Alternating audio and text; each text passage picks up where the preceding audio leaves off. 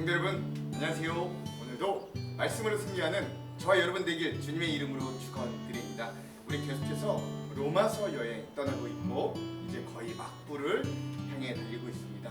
우리 어제 14장의 전반부 내용을 함께 나눴죠. 14장부터 우리 15장까지는 로마 교회 안에서 이 갈등들이 있었는데 이 어떤 갈등들이 있었는가 살펴보고 또 바울이 그러한 갈등 가운데 우리 구원받은 그리스도인들은 교회 공동체 내에서 그것들을 어떻게 해결해 나아가야 되는가를 알려주는 장면들입니다. 먼저 14장의 전반부는 그리스도인이 비판에 대해서 경계하라, 쉽게 비판하지 말아라 라고 이야기하는 장면, 또 덕을 세워라, 이거 오늘 볼 건데 이러한 이 이야기들하는 것들을 볼 수 있고요. 첫 번째로 봤고 우리 어제 세 가지 함께 나눴습니다. 첫 번째 뭐 나눴는가?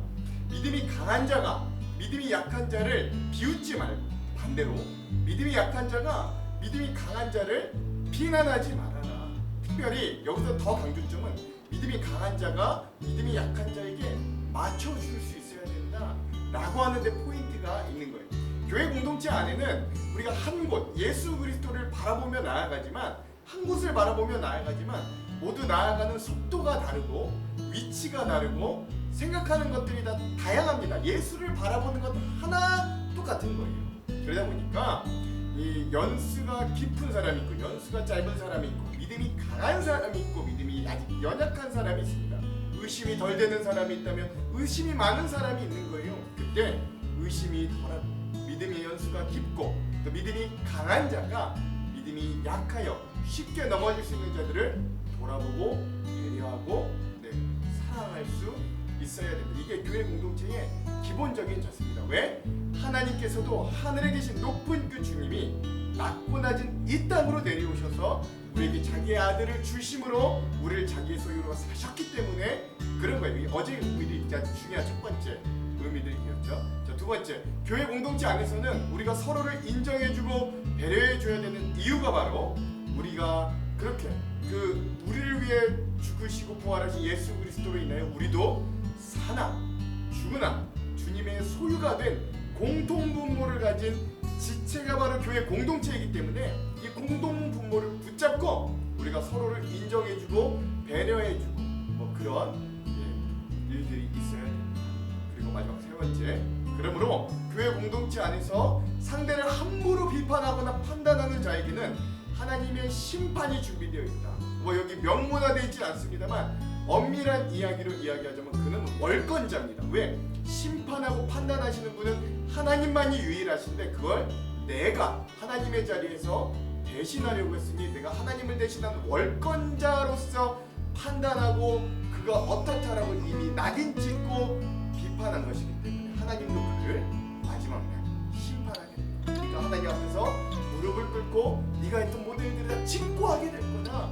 그때를 기억하며 너희도 쉽게 비판하지 말아라 라고 했던 게 바로 어제 바울이 얘기해 주었던 세 가지 의미들입니다. 잘 기억하실 겁니다. 근데 중요한 건 교회 공동체 안에서 라는 거예요. 자, 오늘은 어제에 이어서 로마서 14-2의 시간입니다. 믿음으로 구원받은 성도의 실천의 삶, 오늘 6번째 시간이고요. 분량은 14장의 마지막 후반부인 13절에서 23절까지 오늘 우리 함께 보겠습니다. 제목을 짓자면 덕을 세움, 나의 자유가 다른 이의 넘어짐이 되지 않도록 행하는 배려와 사랑. 좀 길지만 우리 이런 제목들을 좀 지어봤습니다. 우리 그리스도인들이 덕을 세운다는 건 나의 자유가 다른 이의 넘어짐이 되지 않도록 배려하고 사랑합니다 라고 할 수 있습니다. 자, 그러면 오늘 우리 이 부분에 대해서 우리 두 가지 맥을 짚어보고 그 맥에 따라 내용과 주안점을 함께 좀 나눠보도록 할게요. 자, 먼저 첫 번째 맥은요, 하나님께서 우리에게 주신 무한한 자유가 있습니다. 이 무한한 자유를 특히 나에게도 그렇죠. 우리에게도 이 자유를 우리 교회 공동체 안에서 어떻게 사용해야 될지를 고민해보는 우리 오늘 말씀 여행이 되었으면 좋겠습니다. 이 고민을 가지면서 좀 말씀을 읽어보십시오. 두 번째 맥은요, 그리스도인들의 삶 가운데서 덕을 쌓는다는 게 구체적으로 어떤 모습으로 나타나는지도 오늘 말씀을 통해서 한번 깊이 묵상해보는 시간이 되었으면 좋겠습니다. 내 자유를 교회 공동체 안에서 어떻게 사용할 것인가, 또 그리스도인이 덕을 쌓는다는 건 어떤 의미인가, 이 두 가지 우리 맥을 짚으면서 오늘 말씀의 내용과 주안점을 함께 보도록 하겠습니다. 자, 그러면 오늘 먼저 내용을 한번 봅시다. 오늘도 그리스도인의 비판에 대한 경계와 덕을 세움 두 번째 시간입니다. 자, 먼저 바울은 형제를 넘어지게 하지 말아라 라고 이야기해요. 그러즉 다른 사람에 대해 심판하지 맙시다. 우리가 더욱 힘쓸 것은 형제의 길에 그를 넘어지게 하는 것이나 장애물을 놓지 않겠다고 결심하는 일입니다. 내가 주 예수님 안에 있는 사람으로서 확신하기로는 그 자체로 부정한 음식은 하나도 없습니다. 어떤 음식이 부정하다고 믿는 사람이 있다면 그 사람에게는 그 음식이 부정한 겁니다. 음식 문제로 여러분의 형제가 상처를 받았다면 여러분은 사랑으로 행동하는 것이 아닙니다. 그리스도께서 대신해서 죽으신 그 형제를 음식 문제로 망하게 하지 마십시오. 그러므로 여러분이 옳다고 생각해서 하는 것이 오히려 비난의 대상이 되지 않게 하십시오. 하나님의 나라는 먹는 일이나 마시는 일이 아니라 성령 안에서 누리는 의와 평강과 기쁨입니다. 이런 마음으로 그리스도를 섬기는 사람은 하나님을 기쁘시게 하고 사람들에게도 인정을 받습니다. 그래서 중요한 건 뭐냐면 우리의 자유가 다른 이들에게 넘어짐이 되지 않게 사용하라. 절제할 수 있을 땐 절제함으로 나아가는. 그럼 먹고 마시는 거에 하나님의 나라의 모형인 교회가 달려있는 게 아니라 사실 교회라는 공동체는 성령님으로 인한 의와 평강과 기쁨에 있으니 이런 마음으로 예수님을 섬기는 사람을 하나님을 기쁘시게 하고 사람들에게 인정을 받는 그 마음을 가지고 우리가 나의 자유를 절제하는, 믿음이 강한 자가 믿음이 약한 자에게 맞춰줄 수 있는 공동체가 되어야 한다. 즉 형제를 넘어지게 하지 말아라 라고 하는 바울의 메시지를 우리가 좀 먼저 깊은 의미들은 우리 주안점에서 같이 나눠봅시다. 자, 그리고 난 이후에 우리가 그래서 교회 안에서 할 일 이것들을 뭐라 그러냐면 덕을 세움에 대해서 보면 너희가 그리스도인들이 되되 어떤 그리스도인이 되냐면 덕을 세우는 그리스도인이 되라는 거죠. 그러므로 우리 모두 화평함을 이루는 일과 서로 덕을 세우는 일에 힘씁시다. 음식 문제로 하나님의 일을 무너뜨리지 않도록 합시다. 음식은 다 깨끗한 것이지만 어떤 음식을 먹은 것이 다른 사람을 넘어지게 한다면 그것을 먹는 것은 그 사람에게 좋지 못한 것입니다. 고기를 먹는다거나 술을 마신다거나 그 밖에 여러분의 형제를 넘어지게 하는 일은 하지 않는 것이 좋습니다. 여러분에게 어떤 신념이 있다면 그것은 여러분과 하나님 사이의 일로만 간직해 두십시오. 스스로 옳다고 믿는 일을 할 때 자신을 정죄하지 않는 사람은 복 있는 사람입니다. 그러나 의심을 하면서 먹는 사람은 정죄를 받은 것입니다. 그것은 믿음에서 나온 것이 아니기 때문입니다. 믿음에서 나오지 않은 것은 다 죄입니다. 그렇죠? 그러니까 여러분, 내가 옳다고 해서 내가 이게 옳다고 여긴다고 해서 기본질적인 문제로 내가 이거 옳다고 여긴다고 해서 다른 이들이 그걸 하지 않는다고 쉽게 비난하지 말라는 거예요. 반대로 나는 이게 옳지 않다고 여기지만 다른 사람들이 나 옳다고 여기니까 깨름직한 마음으로 억지로 그걸 또 하지도 말라는 거예요. 그것도 옳지 못합니다. 그러므로 믿음이 약한 자가 그 믿음을 양심과 믿음, 그 자신의 양심과 믿음대로 지킬 수 있도록 믿음이 강하거나 믿음의 스펙트럼이 넓은 자가 더 그를 배려해줘. 나의 자유를 조금 제한하더라도 그가 온전히 믿음 생활할 수 있도록, 그가 온전히 자기의 양심을 지켜내며 믿음 생활할 수 있도록 도와주라. 그게 바로 우리가 덕을 쌓는, 그리스도인의 덕을 쌓는 일이다 라고 이야기하는 바울의 말씀을 우리가 함께 볼 수 있죠. 자, 이 부분도 우리가 이따 주안점에서 더 한번 깊게 나누도록 하겠습니다. 자, 여러분, 이 부분 우리 로마서 14장 우리 후반부에 대한 핵심 구절을 한번 같이 나눠보도록 하겠습니다. 오늘 14장 후반부의 핵심 구절은 17절에서 19절. 하나님의 나라는 먹는 것과 마시는 것이 아니요 오직 성령 안에 있는 의와 평강과 희락이라. 이로써 그리스도를 섬기는 자는 하나님을 기쁘시게 하며 사람에게도 칭찬을 받느니라. 그러므로 우리가 화평의 일과 서로 덕을 세우는 일에 힘쓰나니. 그래서 하나님의 나라로 표현되는 이 모형이 되는 우리 교회 공동체 안에서는 성령에 있는 의와 평강과 화평을 할 것이지 먹고 마시고 절기를 지키고 안 지키고 이런 것들로 서로 잡고 다투거나 비난하지 말아라. 그렇게 서로 사랑하고 내 자유를 조금 절제하면서 다른 이들을 세우는 덕이 있는 교회라면 거기엔 하나님의 기쁨이 될 뿐만 아니라 주변에 믿지 않는 자들에게도 기쁨과 덕이 되는, 본이 되는 그런 공동체가 될 것이다 라고 이야기하는 이 바울의 말씀을 오늘 로마서 14장 후반부의 핵심 구절로 삼아 보았습니다. 자, 그럼 오늘 이 부분에 대한 주안점 세 가지를 함께 나누고 오늘 말씀을 한번 읽어볼게요. 자, 먼저 첫 번째. 자, 바울은 어제랑 계속 이 14장에서 계속해서 교회 공동체 안에서 비본질적인 문제들이 우리가 그것들로 인해 갈등을 겪을 때 우리가 구원을 얻은 성도로서 어떠한 자세로 이런 갈등과 문제들을 해결할 수 있을 것인가를 아주 구체적으로 설명해주고 있습니다. 어제 14장 전반부에서 바울이 첫 번째로 제시하는 길이 그래서 뭐예요? 믿음이 강한 자는 믿음이 약한 자를 업신여기지 말고 반대로 믿음이 약한 자는 믿음이 강한 자를 비판하지 말아야 함을 이야기했습니다. 즉 서로 업신여기거나 비난하지 말고 특별히 하늘에 계신 높으신 하나님께서 낮고 낮은 우리를 위해 그 아들을 희생하시면서까지 우리를 값으로 사셨듯이 우리가 주님의 소유가 되었듯 주님의 종이 되었듯 믿음의 강한 자가 믿음이 약한 자를 위해 더욱 배려하며 힘쓰는 높은 데서 낮은 곳으로 향하는 이러한 방향의 교회가 되기를 이야기하였습니다. 오늘은 그에 이어 더욱 적극적인 면에서 교회 내의 이 문제들을 어떻게 해결할 것인가를 이야기해주고 있습니다. 가장 먼저 바울은 형제들을 넘어지게 하는 것들을 그 앞에 두지 말라라고 이야기합니다. 즉 믿음이 약한 자들이 시험을 당해 그 믿음의 길에서 넘어지지 않도록 배려하라라고 하는 이야기입니다. 13절. 그런즉 우리가 다시는 서로 비판하지 말고 도리어 부딪힐 것이나 거칠 것을 형제 앞에 두지 아니하도록 주의하라. 아멘.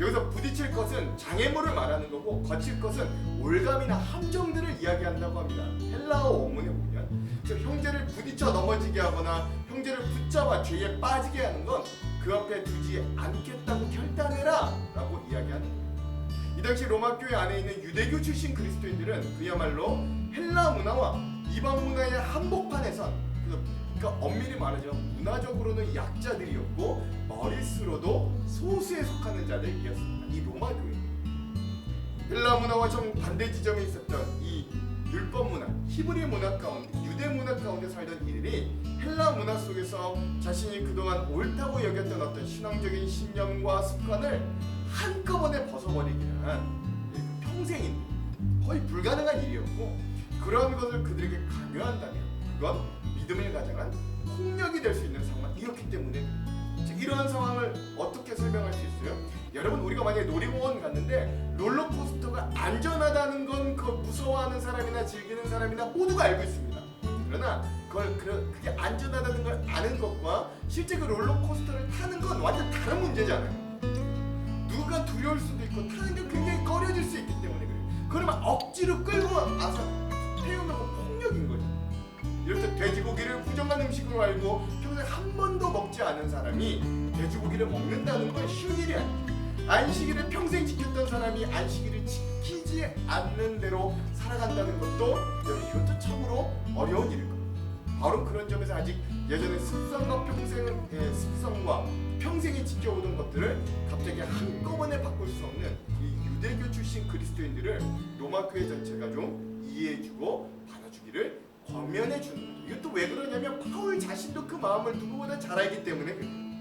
결국 이들의 배려의 최종 목적지는 이 유대교 출신 그리스도인들이 예수 그리스도라는 은혜의 진리 안에서 예전 이들이 유대교에 있을 때보다 훨씬 더 자유롭고 은혜스럽게 더 넓은 폭을 가지고 신앙생활을 하는 길까지 그들을 인도하는 것이기 때문에 그래요.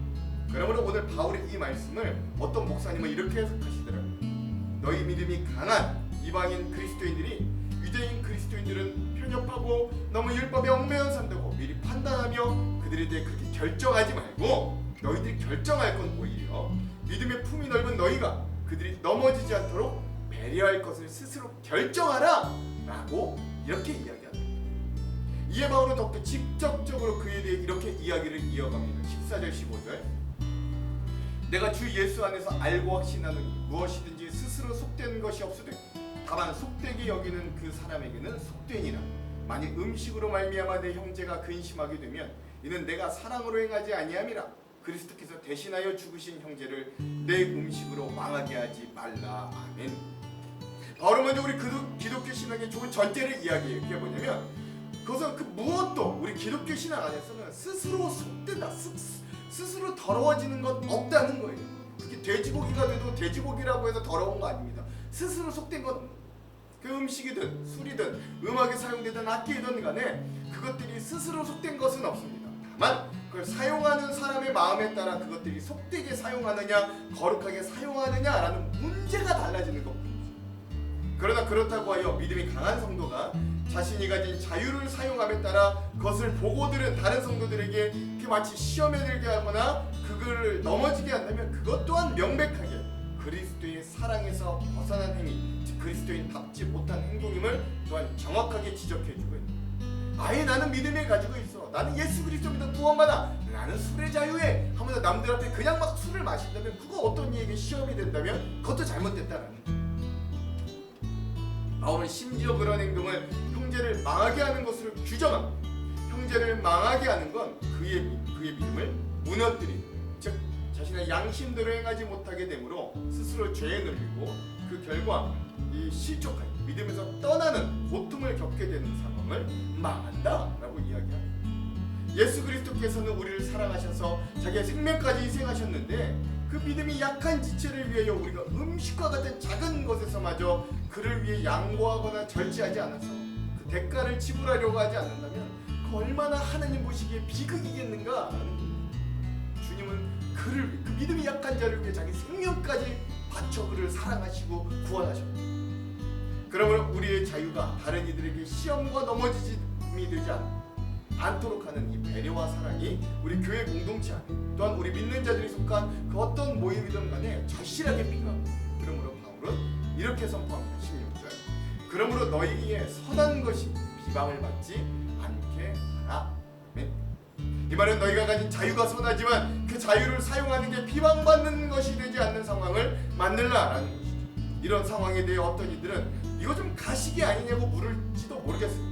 왜? 네가 생각하면 네가 생각한 대로 정직하게 해야지. 그리스도인들이 특별히 정직하게 살라면서 왜 마음의 안에는 그렇게 자유로우면서 남들 보라고 그거 막 숨기고 뭐 그렇게 하냐고 너무 가식 아니냐라고 이야기할 수 있어요.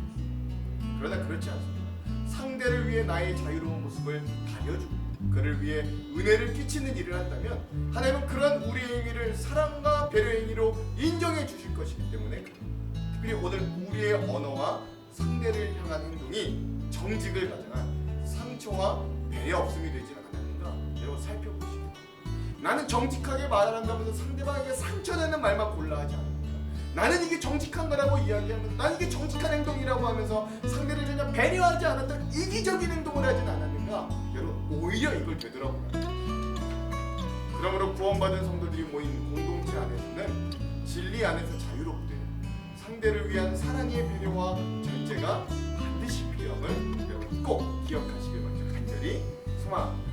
두 번째, 자 이렇게 우상에 바쳤던 고기를 먹을 것인가 말 것인가, 절기를 지킬 것인가 안 지킬 것인가라는 비본질적인 것으로 인해 다툼이 생겼던 이 로마 교회에 바울은 그들이 붙잡아야 할 것은 음식을 먹네 마네 절기를 지키네 마네라고 하는 문제가 아니라 본질적인 진리, 즉 교회가 닮아가야 할 하나님의 나라임을 알려주면서 그 하나님 나라에 대해 이렇게 이야기합니다. 17절과 18절. 하나님의 나라는 먹는 것과 마시는 것이 아니요 오직 성령 안에 있는 의와 평강과 희락이라.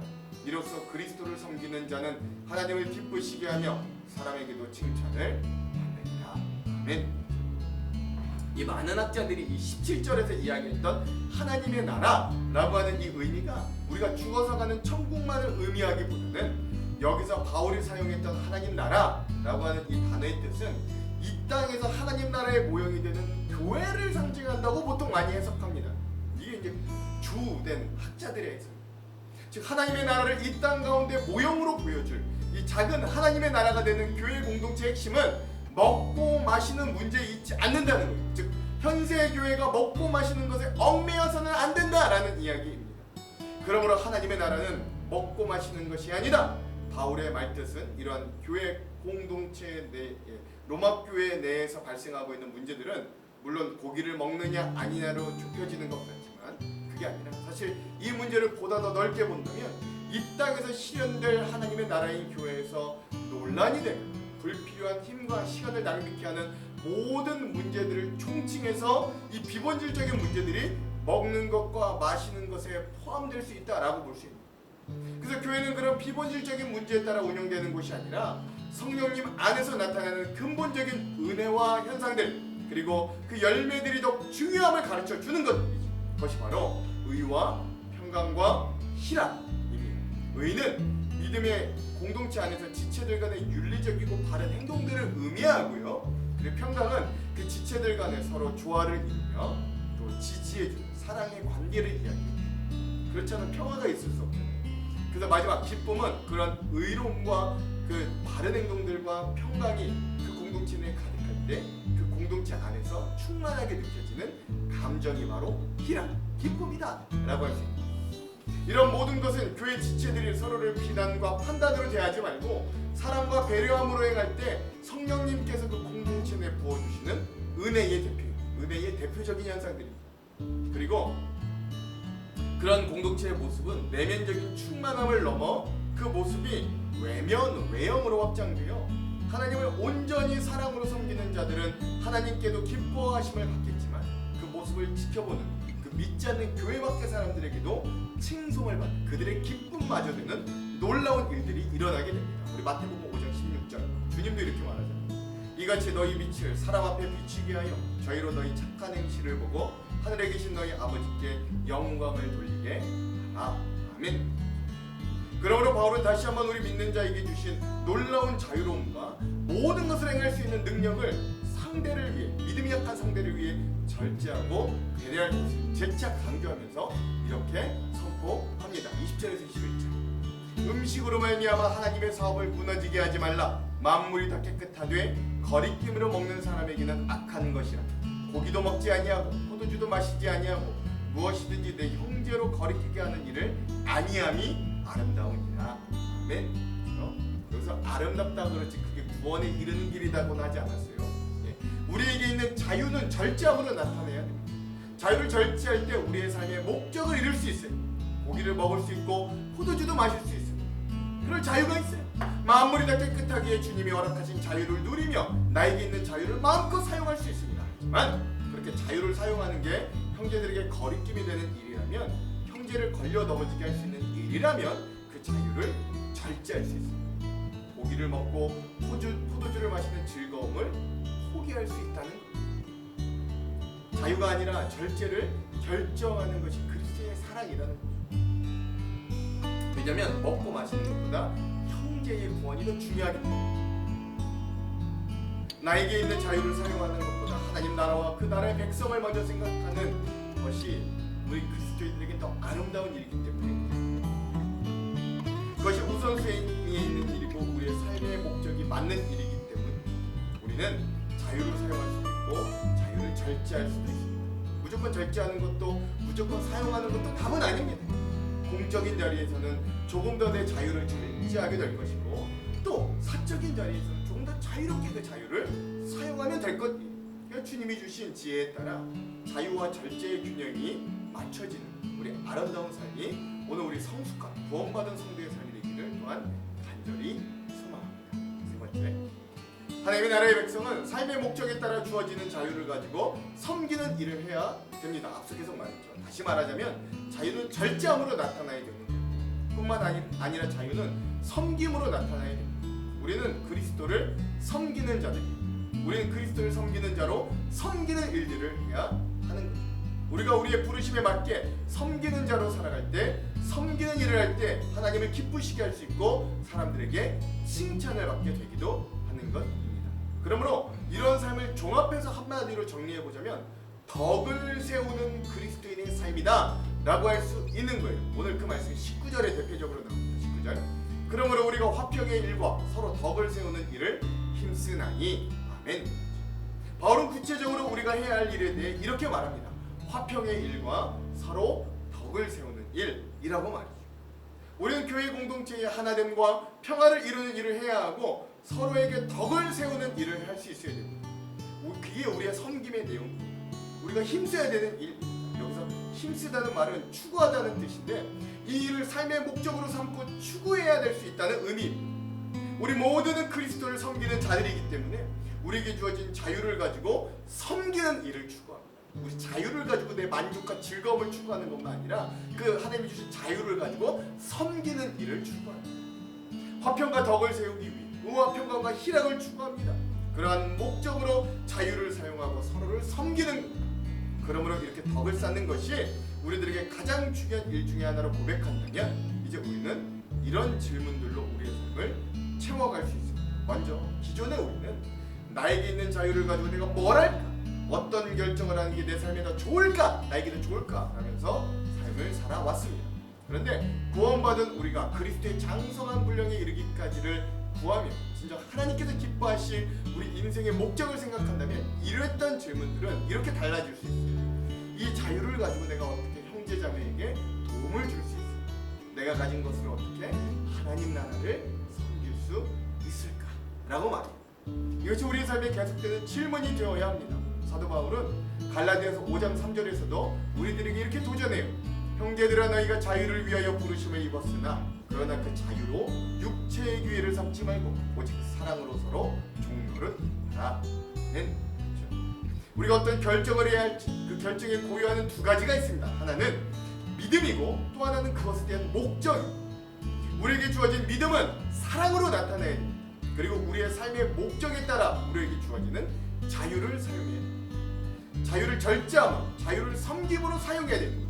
그렇게 함으로써 우리는 서로를 결정하는 게 아니라 서로를 위한 결정을 스스로 할 수 있게 되는 거예요. 서로를 판단하는 거예요. 생각해보면 바울의 모든 권면은 사랑, 즉 다른 이들에게 덕을 끼치는 삶이 바탕으로 되어 있는 거예요.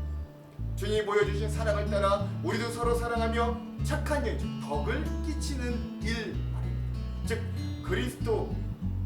그리스도인의 덕 쌓는 인생이란 사랑으로 절제하고 섬기고 사랑으로 믿음을 행하는 것, 사랑으로 나의 권리를 주장하지 않고 사랑으로 나의 유익을 내려놓으며 사랑으로 나의 자유를 포기하는 것이 우리의 삶의 태도이고 우리가 어떤 결정을 내리는 기준이 됩니다.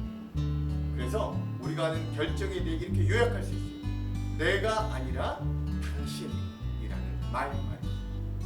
여기서 당신은 이웃들만 아니라 제일 먼저 주님이 되시고 주님이 먼저 자기 자신을 위해서가 아니라 우리를 위하여 사셨기 때문에 그래서 우리도 예수님을 따르다 보면 내 자신이 아니라 당신, 우리를 위해 살아갈 수 있게 됩니다.